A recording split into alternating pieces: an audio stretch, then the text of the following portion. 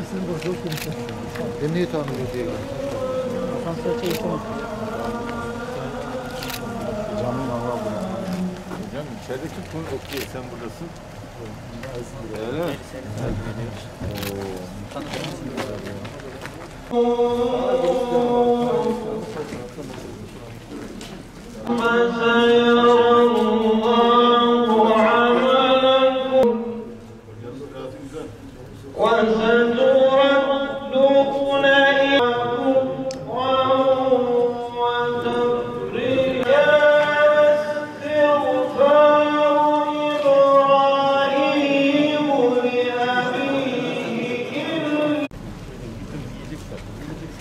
Evet, İran'a çıkmadan önce o zaman o projede o şartlarda boşaltıldı.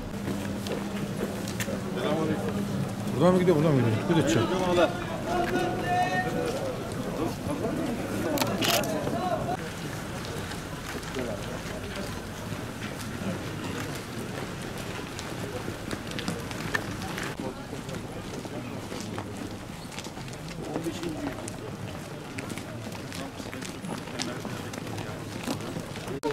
Çekilin, çekilin.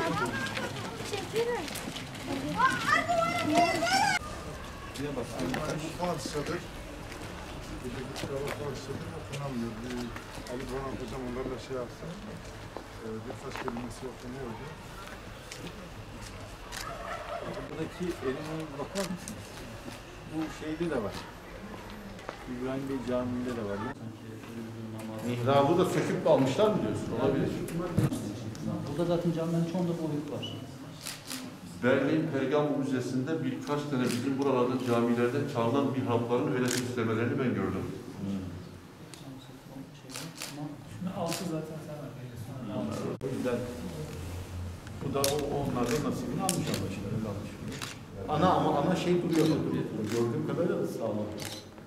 Bunlar böyle taş geçme sistemi yapıyorlar. Kolay kolay da bozulmuş. Başka bir falan çevirmiştir. Evet. Bununla ilgili de o zaman yol haritasını şöyle belirleyelim. Siz burayı Vakıflar Genel Müdürlüğü'ne devredilmeyle alakalı hazırlıklarla tamamlayın. Gönderin talebinizi. Vakıflar Genel Müdürlüğü burayı devralması için devraldıktan sonra da buranın onarımı konusunda da mutlaka Biz dursak da onlar durmaz. durmazlar. Yok onlara verdik miydi onlar yaparlar.